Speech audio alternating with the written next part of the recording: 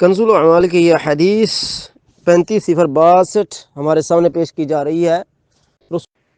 رسول اللہ صلی اللہ علیہ وسلم نے فرمایا، میری امت میں سے ایک جماعت حق پر ہمیشہ رہے گی اور ان پر غالب ہوگی جو ان کے دشمن ہوں گے، اور وہ کھانے والوں کے درمیان برتن کی طرح ہوں گے، یہاں تک کہ اللہ کا حکم آ جائے اور وہ لوگ اسی طرح ہوں گے۔ عرض کیا گیا وہ لوگ کہاں ہوں گے؟ تو رسول اللہ صلی اللہ علیہ وسلم نے فرمایا بیت المقدس کے اطراف میں ہوں گے۔ طبرانی۔ کنز الاعمال کی یہ حدیث ہے، ہم نے اس کی سند نہیں دیکھی کہ اس کی سند کیسی ہے یا کیسی نہیں ہے، لیکن متن پر بات کر لیتے ہیں۔ دیکھیے کہ یہ حدیث شریف جو ہے اس کے متعلق یہ نہیں فرمایا گیا کہ مسلسل دوام پر وہ اہل حق کی جماعت ہوگی، بلکہ یہاں سے ایک خاص واقعہ کی طرف اشارہ ہے۔ اگر یہ اس کا متن صحیح ہو تو پھر یا اس حدیث سے ایک خاص واقعہ کی طرف اشارہ ہے کہ ایک خاص زمانے یا خاص وقت میں یا خاص وقت تک اس میں بھی دوام نہیں ہوگا، اس میں استقلال استقرار ہمیشگی نہیں ہوگی۔ یہ بھی وقت کے ساتھ خاص ہوگا کہ اس وقت ایک جماعت ہوگی جو حق پر ہوگی، اور اس کی نشانی اور علامت یہ ہے کہ کفر اس پر غالب نہیں آ سکے گا۔ جبکہ آج آپ دیکھ لیں حماس جتنے بھی ہیں، حماس کے اوپر کن کی حکمرانی تھی آپ کو پتہ ہے؟ وہاں پر جمہوریت تھی، فلسطین کے اندر جمہوریت تھی، تو اس جمہوریت کے اندر ووٹنگ کنہوں نے کروائی ہے؟ یہ اسرائیل کرواتا تھا۔ تاریخ اٹھا کر دیکھ لیں آپ، وہاں کا جتنا بینکاری نظام دیگر معاملات کس کے ہاتھ میں؟ اسرائیل کے ہاتھ میں تھے۔ تو یہ روایت کا جو متن ہے یہی ہمیں بتا رہا ہے کہ یہ لوگ اہل حق پر نہیں، اگر اہل حق پر ہوتے تو انہوں نے تو کفار پر غالب رہنا تھا، جبکہ یہ خود مغلوب ہو گئے ہیں۔ اور یہ جی وہ اہل بیت المقدس کے اطراف میں ہوں گے، یہاں سے اگر ہم مراد لیں صلاح الدین ایوبی رحمۃ اللہ تعالیٰ علیہ کی کہ وہ اپنے زمانے میں واقعتاً ہی بیت المقدس کے اطراف میں رہے ہیں اور انہوں نے کفار کے چھکے چھڑائے ہیں، تو اس میں شک والی بات نہیں۔ اور میں بھی یہی عرض کرتا ہوں کہ حدیث شریف کا محل جو ہے وہ دوام، استقلال، استقرار، ہمیشگی پر نہیں، بلکہ وقت خاص کے ساتھ ہے۔ اور اس کی علامت یہ ہے کہ وہ جو دستہ ہوگا اس کی علامت یہ ہوگی جو اہل حق کا ہوگا کہ وہ کسی بھی طرح سے کفار کے کسی بھی منصوبے کا حصہ نہیں بنے گا۔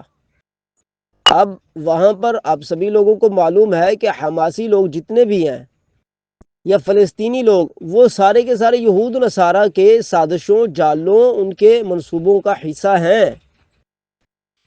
میں پہلے کہہ چکا ہوں تہذیب تو ان کی اپنائی، قوانین بھی اسرائیل کے وہاں پر چلتے رہے ہیں۔ اور سب سے اہم بات یہ ہے کہ یہ غزہ کے والے جو لوگ ہیں ان کے کاروبار تھے اسرائیل کے اندر، وہ وہاں سے آتے تھے، آ کر اپنے کاروبار کرتے تھے۔ آپ کو معلوم نہیں تو آپ کو معلوم ہونا چاہیے بھائی، سمجھ آ رہی؟ یہ وہاں پر باقاعدہ کاروبار کیا کرتے تھے، معیشت اسرائیل کی ہی چلتی تھی فلسطین کے اندر۔ تو اسرائیل خوش بھی نہیں تھا، اس کو خود کھڑا کرنے والے، ثابت قدم کرنے والے وہ فلسطینی لوگ ہیں۔ تو فلسطینیوں نے اگرچہ وہاں پر کچھ چند ایک لکے چھپے میری طرح کے بھی ہوں گے، لیکن ان کی کیا حیثیت کہ جب 100 میں سے 90 99 بندے، تو ایک بندے کی وہاں پر کیا حیثیت ہے؟ تو دیکھیے کہ وہاں پر جو کچھ ہو رہا ہے، ہم وہاں کے لوگوں کے حالات دیکھتے ہیں۔ میں نے ان کی پرانی تصاویر دیکھی ہیں فلسطینیوں کی، پرانی ویڈیو ایک دیکھی ہے بہت پرانی، اس وقت کی جب اسرائیل وہاں پر آیا تھا۔ اس وقت فلسطینیوں عورتوں کے کپڑے میں نے دیکھے بہت کشادہ، لمبے، سروں کے اوپر وہ کیا ہے ٹوپی نما ایک جو ڈالتے ہیں انہوں نے وہ ڈالا ہوا، تو مرد بھی با پردہ، کھلے کشادہ کپڑے، اسلامی کپڑے، سب کچھ۔ لیکن اتنی جلدی آہستہ آہستہ سب کچھ بدل گیا۔ اب آپ فلسطینیوں کے کپڑے دیکھ لیں، یہود نصارہ جیسے ہیں، ان کی بول چال ہر چیز، سوائے اس کے کہ ہم کلمہ پڑھتے ہیں رسول کا، بس باقی عملاً آپ ہر چیز دیکھ لیں کہ ان کی ان جیسی ہے۔ اگر پاکستان کے اندر کوئی ایسا ایٹمی میزائل چلتا ہے تو اس سے ہم یہ کہیں کہ پاکستانی لوگ مسلمان ہیں، تو بھائی میں تو نہیں سمجھتا کہ یہ پکے سچے مسلمان ہیں، میں تو یہ سمجھتا ہوں یہ منافق اعظم ہیں، کیونکہ ان کا نظام یہود نصارہ کا، ان کی تہذیب یہود نصارہ کی، یہ مسلمان کاہے کے؟ مسلمانی نام ہے قرآن پر عمل کرنے کا۔ قرآن پر عمل کس کے گھر میں قرآن پر عمل ہو رہا ہے بھائی؟ مجھے بتاؤ۔ یہ میں اس لیے باتیں کر رہا ہوں کہ میرا بھائی آپ لوگ کہاں سوئے ہوئے ہیں؟ آپ نیند سے بیدار ہو، قرآن سنت کے مطابق چلیں بھائی۔ ਇਹ ਬਾਈਕਾਟ ਹੋ ਰਿਹਾ ਹੈ ਜਾਂ ਮੁਸਲਮਾਨਾਂ ਨੂੰ ਬਦਨਾਮ ਕੀਤਾ ਜਾ ਰਿਹਾ ਹੈ। ਇਸਲਾਮ ਆਉਂਦਾ ਇੱਕ ਚੀਜ਼ ਤੁਸੀਂ ਜਦੋਂ ਕਾਫਰ ਕੋਲ ਲੈ ਲੈਂਦੇ ਹੋ ਉਹਨੂੰ ਲੈ ਕੇ ਤੁਸੀਂ ਜ਼ਾਇਆ ਨਹੀਂ ਕਰ ਸਕਦੇ, ਉਹਨੂੰ ਦੇ ਇਸਤੇਮਾਲ 'ਚ ਹੀ ਲਿਆਓਗੇ। ਜ਼ਾਇਆ ਕਰੋਗੇ ਤਾਂ ਇਸਰਾਫ ਹੋ ਜਾਏਗਾ। ਬੋਤਲਾਂ ਲੱਲੀਆਂ, ਪੈਪਸੀ ਦੀਆਂ ਬੋਤਲਾਂ, ਕੋਕ ਦੀਆਂ ਬੋਤਲਾਂ ਸੜਕਾਂ 'ਤੇ ਸੁੱਟ ਕੇ ਉਹਨਾਂ ਨੂੰ ਖੋਲ ਕੇ ਜ਼ਾਇਆ ਕਰ ਰਹੇ ਹੋ। ਪਾਗਲੋ, ਇਹ ਤਾਂ ਇਸਰਾਫ ਹੈ। ਇਹ ਤਾਂ ਸ਼ੈਤਾਨ ਦਾ ਵੀਰ ਬਣਨ ਦੇ ਮੁਕਾਬਲੇ 'ਚ ਆਉਂਦਾ ਹੈ ਕਿ ਤੁਸੀਂ ਸ਼ੈਤਾਨ ਦਾ ਵੀਰ ਬਣ ਗਏ ਹੋ। ਇਹ ਤੇ ਆਪਣਾ ਇਸਲਾਮ ਨੂੰ ਨੁਕਸਾਨ ਪਹੁੰਚਾਉਣ ਵਾਲੀ ਗੱਲ ਹੈ। ਬਾਈਕਾਟ ਦਾ ਮਤਲਬ ਪਤਾ ਕੀ ਹੁੰਦਾ ਹੈ? ਸਭ ਤੋਂ ਪਹਿਲੇ ਹਮਾਇਤੀਆਂ ਨੂੰ ਕੱਢੋ ਤੇ ਫਿਰ ਅਸਲੀ ਚੋਰ ਨੂੰ ਫੜੋ। ਜਦੋਂ ਤੁਸੀਂ ਹਮਾਇਤੀ ਨਹੀਂ ਫੜ ਸਕੋਗੇ ਤਾਂ ਅਸਲੀ ਚੋਰ ਕਿਵੇਂ ਫੜੋਗੇ? ਉਹ ਤੁਹਾਡੀ ਹਕੂਮਤ ਜਿਹੜੀ ਹੈ ਇਹ ਤੇ ਹਮਾਇਤੀ ਹੈ ਇਸਰਾਈਲ ਦੀ।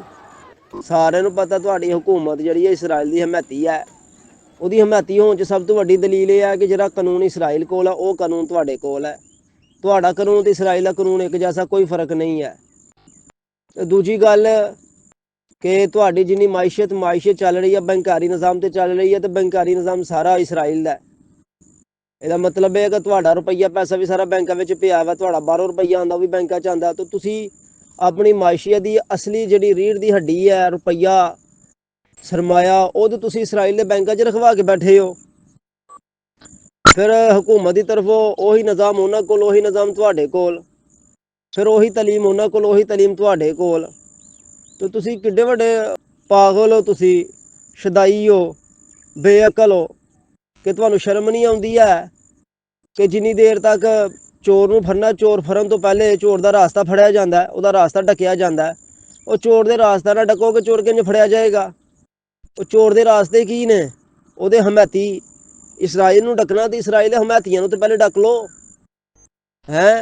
ਚਲੋ ਠੀਕ ਆ, ਤੁਸੀਂ ਇਸਰਾਈਲ ਦੀ ਲਿਆ ਕੇ ਉਹਨਾਂ ਨੂੰ ਰੁਪਈਏ ਵੀ ਦੇ ਦਿੱਤੇ, ਲਿਆ ਕੇ ਤੁਸੀਂ ਕੋਕ ਤੇ ਉਹਨਾਂ ਦੀ ਬੋਤਲਾਂ ਜ਼ਾਇਆ ਡੇਓ ਕਰਨ। ਇਹ ਉਹਨਾਂ ਦੀਆਂ ਨਹੀਂ, ਤੁਸੀਂ ਆਪਣਾ ਪੈਸਾ ਜ਼ਾਇਆ ਡੇਓ ਕਰਨ। ਤੁਹਾਡਾ ਹੱਕ ਬਣਦਾ ਸੀ ਕਿ ਤੁਸੀਂ ਜੇ ਕਰਨਾ ਹੀ ਇਹ ਕੰਮ ਤੇ ਫਿਰ ਜੇ ਅਕਲੀ ਤੌਰ ਤੇ ਵੇਖੀਏ ਤੇ ਫਿਰ ਇੰਜ ਕਰਨਾ ਪੈਂਦਾ ਕਿ ਸਾਰਿਆਂ ਤੋਂ ਪਹਿਲੇ ਜਿੰਨੀਆਂ ਕੋਕ ਦੀਆਂ ਕੰਪਨੀਆਂ ਪੂਰੇ ਪਾਕਿਸਤਾਨ 'ਚ ਚੱਲਣ ਡੀਆਂ ਨੇ, ਪੈਪਸੀ ਦੀਆਂ ਚੱਲਣ ਡੀਆਂ, ਫਲਾਣੀ ਸ਼ਾਹ ਦੀਆਂ ਚੱਲਣ ਡੀਆਂ, ਸਾਰੀਆਂ ਖਤਮ ਕਰੋ। ਇਹ ਵੀਡੀਓ ਮੈਂ ਵੇਖ ਰਿਹਾ, ਮੌਲਵੀ ਸਾਹਿਬ ਹੁਣੀ ਬੋਤਲਾਂ ਨੂੰ ਕੁੱਟਣ ਡੇ ਦੇ ਨੇ ਤੇ ਉੱਤੇ ਸਾਹਮਣੇ ਵੇਖੋ ਜੈਜ਼ ਦਾ, ਪਰਚੂਨ ਦੀ ਦੁਕਾਨ ਤੇ ਜੈਜ਼ ਦਾ ਲੱਗਾ ਹੋਇਆ ਬੋਟ। ਉਹ ਪਾਗਲ ਮੌਲਵੀ ਸਾਹਿਬ, ਉਹ ਜੈਜ਼ ਦਾ ਬੋਟ ਤੇਰੇ ਅੱਬੇ ਨੇ ਪਾਰਨਾ ਹੈ। ਉਹ ਜੈਜ਼ ਕੋਈ ਤੇਰੇ ਘਰ ਦੀ ਕੰਪਨੀ ਹੈ, ਉਹ ਵੀ ਇਸਰਾਈਲ ਦੀ ਕੰਪਨੀ ਹੈ। ਆ ਬਾਟਾ ਸ਼ਾਟਾ ਜੋ ਵੀ ਤੁਹਾਡਾ ਬ੍ਰਾਂਡ ਸ਼ਰੈਂਡ ਲੱਗਾ ਬਾਹਰ, ਇਹ ਸਾਰੇ ਬ੍ਰਾਂਡ ਸ਼ਰੈਂਡ ਕਿੱਥੋਂ ਆਏ ਨੇ? ਇਹ ਮੇਰੇ ਘਰੋਂ ਨਿਕਲੇ ਨੇ।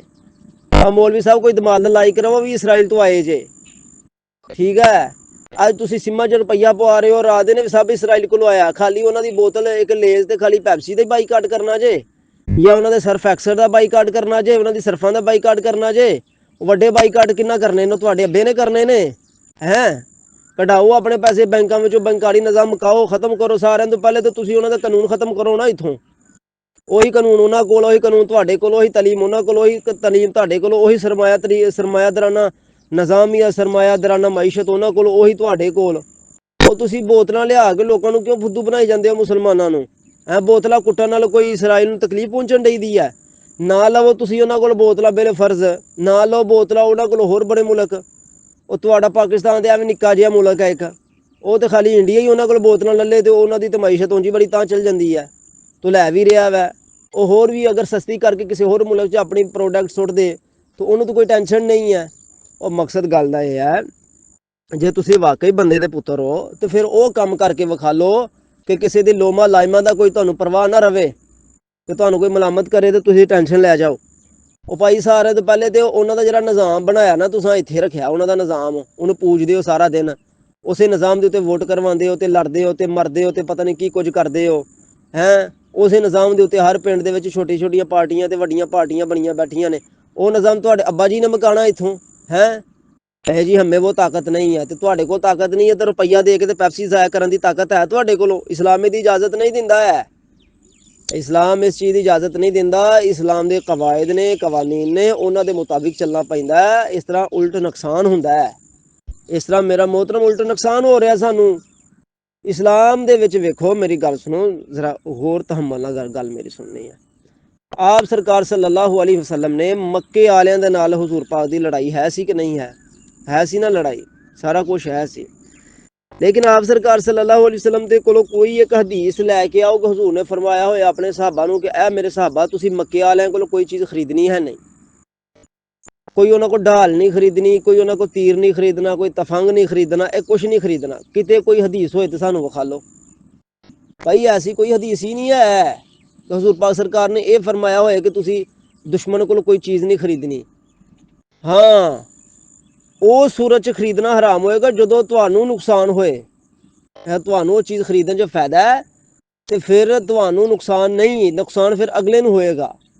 ਇਹਦਾ ਮਤਲਬ ਇਹ ਹੈ ਕਿ ਤੁਸੀਂ ਜਿਹੜੀਆਂ ਪੈਪਸੀਆਂ ਖਿਲਾਰਦੇ ਪਏ ਹੋ, ਇਹ ਪੈਪਸੀ ਖਰੀਦਣ 'ਚ ਤੁਹਾਨੂੰ ਨੁਕਸਾਨ ਹੀ ਨਾ। ਤੇ ਇਹ ਜੇ ਨੁਕਸਾਨ ਹੀ ਤੇ ਇਹ ਤਾਂ ਬਗੈਰ ਕਿਸੇ ਜੰਗ ਜਾਂ ਬਗੈਰ ਕਿਸੇ ਹਮਲਾ ਕਰਨ ਤੋਂ ਪਹਿਲਾਂ ਹੀ ਤੁਹਾਡੇ ਤੇ ਖਤਮ ਕਰਨਾ ਫਰਜ਼ ਹੈ। ਜਿਹੜੀ ਸ਼ਾਇਦ ਇਸਲਾਮ ਨੂੰ ਨੁਕਸਾਨ ਪਹੁੰਚਾਏ, ਇਸਲਾਮ ਨੂੰ ਘੱਟ ਕਰੇ, ਉਹਦਾ ਤੇ ਪਹਿਲਾਂ ਹੀ ਖਤਮ ਕਰਨਾ ਫਰਜ਼ ਹੁੰਦਾ।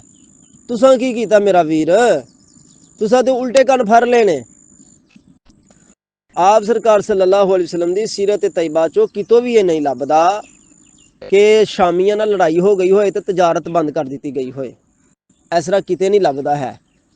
ਮੁਸਲਮਾਨਾਂ ਦੀ ਜਿਨ੍ਹਾਂ ਕਾਫਰਾਂ ਮੁਲਕਾਂ ਦੇ ਨਾਲ ਲੜਾਈਆਂ ਹੁੰਦੀਆਂ ਸਨ, ਉਹਨਾਂ ਦੇ ਨਾਲ ਸਫਾਰਤੀ ਮਾਮਲਾਤ ਚੱਲਦੇ ਰਹਿੰਦੇ ਸਨ, ਤਜਾਰਤੀ ਮਾਮਲਾਤ ਚੱਲਦੇ ਰਹਿੰਦੇ ਸਨ। ਦੇਖੋ, ਬਦਰ ਦੇ ਮੌਕੇ ਤੇ ਆਣ ਕੇ ਹਜ਼ੂਰ ਪਾਕ ਸਰਕਾਰ ਨੇ ਮੱਕੇ ਵਾਲਿਆਂ ਦਾ ਰਾਸਤਾ ਰੋਕਿਆ। ਉਹ ਵੀ ਇਸ ਮਜਬੂਰੀ ਬਣ ਗਈ ਸੀ ਕਿਉਂਕਿ ਮੱਕੇ ਵਾਲੇ ਜਿਹੜੇ ਸਨ ਉਹ ਹਜ਼ੂਰ ਪਾਕ ਦੇ ਖਿਲਾਫ ਹੋ ਗਏ ਸਨ ਕਿ ਤਰ੍ਹਾਂ ਤਰ੍ਹਾਂ ਦੀਆਂ ਤਕਲੀਫਾਂ ਮੁਸੀਬਤਾਂ ਪਹੁੰਚਾਉਂਦੇ ਸਨ, ਤਾਂ ਰਾਸਤਾ ਉਹਨਾਂ ਦਾ ਰੋਕਿਆ। ਵਗਰ ਅਸੀਂ ਬੁਖਾਰੀ ਸ਼ਰੀਫ ਦੀ ਪਹਿਲੀ ਹਦੀਸ ਪੜ੍ਹੀਏ ਤੇ ਸਾਨੂੰ ਪਤਾ ਲੱਗਦਾ ਕਿ ਜਦੋਂ ਹਿਰਾਕਲ ਨੇ ਪੁੱਛਿਆ ਅਬੂ ਸੁਫਿਆਨ ਨੂੰ ਵੀ ਹਾਂ ਤੁਸੀਂ ਮੇਰੇ ਕੋਲ ਇੱਥੇ ਆਏ ਹੋ, ਮੁਹੰਮਦ ਤੁਹਾਡੇ ਕੀ ਲੱਗਦੇ? ਉਹਨਾਂ ਨੇ ਦੱਸਿਆ ਜੀ ਮੇਰੇ ਖਾਨਦਾਨ ਦੇ ਬੰਦੇ ਨੇ, ਸਭ ਤੋਂ ਕਰੀਬੀ ਬੰਦੇ ਨੇ। ਉਹਨਾਂ ਪੁੱਛਿਆ, ਹਿਰਾਕਲ ਨੇ ਪੁੱਛਿਆ ਤੁਹਾਡੀ ਉਹਨਾਂ ਦੀ ਕੀ ਲੜਾਈ ਝਗੜੇ ਦੇ ਕੀ ਮਾਮਲਾ? ਉਹਨਾਂ ਨੇ ਕਿਹਾ ਸਾਡੀ ਉਹਨਾਂ ਦੀ ਜੰਗ ਆਪਸ ਵਿੱਚ ਚੱਲਦੀ ਪਈ ਹੈ। ਹੁਣ ਵੇਖੋ, ਅਬੂ ਸੁਫਿਆਨ ਇਹ ਸ਼ਾਮ 'ਚ ਆਏ ਹੋਏ ਸਨ ਉਸ ਵਕਤ, ਤੇ ਆਣ ਕੇ ਦੱਸਣ ਦੇ ਨੇ ਸਾਡੀ ਉਹਨਾਂ ਦੀ ਜੰਗ ਲੱਗੀ ਹੋਈ ਹੈ।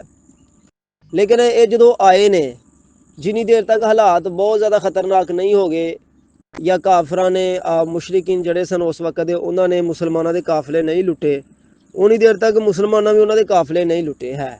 ਫਿਰ ਸਭ ਤੋਂ ਵੱਡੀ ਗੱਲ ਇਹ ਹੈ ਕਿ ਬਾਈਕਾਟ ਨਹੀਂ ਕੀਤਾ ਹਜ਼ੂਰ ਪਾਕ ਸਰਕਾਰ ਨੇ। ਹਜ਼ੂਰ ਪਾਕ ਸਰਕਾਰ ਨੇ ਉਹ ਸਾਰਾ ਸੌਦਾ ਹੀ ਉਹਨਾਂ ਦਾ ਕਬਜ਼ੇ 'ਚ ਲੈ ਲਿਆ। ਭਾਈ ਕਾਫਲਾ ਲੈਣਾ, ਉਹਨਾਂ ਦਾ ਸੌਦਾ ਕਬਜ਼ੇ 'ਚ ਹੀ ਲੈਣਾ ਨਾ, ਸੌਦਾ ਹੀ ਕਬਜ਼ੇ 'ਚ ਲੈ ਲਿਆ। ਉਹ ਭਾਈ ਮਰੇ ਤੋਂ ਇਹ ਤੇ ਸਾਬਤ ਹੁੰਦਾ ਹੈ ਕਿ ਜੋ ਵੀ ਬੈਂਕਾਰੀ ਨਿਜ਼ਾਮ ਆ ਉਹ ਸਾਰਾ ਆਪਣੇ ਕਬਜ਼ੇ 'ਚ ਲੈ ਲਓ। ਉਹਨਾਂ ਦਾ ਜਿੰਨਾ ਪੈਸਾ, ਜਿੰਨੇ ਸਫੀਰ, ਜਿੰਨਾ ਮਾਲ ਸਭ ਆਪਣੇ ਕਬਜ਼ੇ 'ਚ ਲੈ ਲਓ, ਖੁਦ ਮੁਖਤਾਰ ਹੋ ਜਾਓ। ਸਾਨੂੰ ਤਾਂ ਸ਼ਰੀਅਤ ਤੋਂ ਫਿਰ ਇਹ ਹੁਕਮ ਲੱਭਣ ਡਿਆ ਦਾ। ਮੌਲਵੀ ਸਾਹਿਬ ਕਿਉਂ ਦੁਨੀਆ ਪਾਗਲ ਕਰ ਛੜੀ? ਅੱਲਾ ਦਾ ਵਾਸਤਾ ਨਾ ਦੁਨੀਆ ਨੂੰ ਸ਼ੈਤਾਨ ਬਣਾਓ, ਨਾ ਦੁਨੀਆ ਨੂੰ। ਮੁਸਲਮਾਨਾਂ ਦਾ ਤੁਸੀਂ ਬੇੜਾ ਗਰਕ ਪਹਿਲੇ ਹੀ ਕਰ ਛੜਿਆ, ਖੋਰ ਕਰ ਰਹੇ ਹੋ। ਜਹਾਜ਼ ਦਾ ਫਤਵਾ ਦੇ ਰਹੇ ਹੋ ਤੇ ਜਹਾਜ਼ ਤੁਹਾਡਾ ਬੋਤਲਾਂ ਤੇ ਨਿਕਲਣ ਡਿਆ ਤਾਂ ਪੈਪਸੀ ਦੀਆਂ ਬੋਤਲਾਂ ਨਾਲ ਜਹਾਜ਼ ਦੇ ਉਹ ਕਰਨਾ ਹੈ। ਸ਼ਰਮ ਨਹੀਂ ਆਉਂਦੀ ਤੁਹਾਨੂੰ?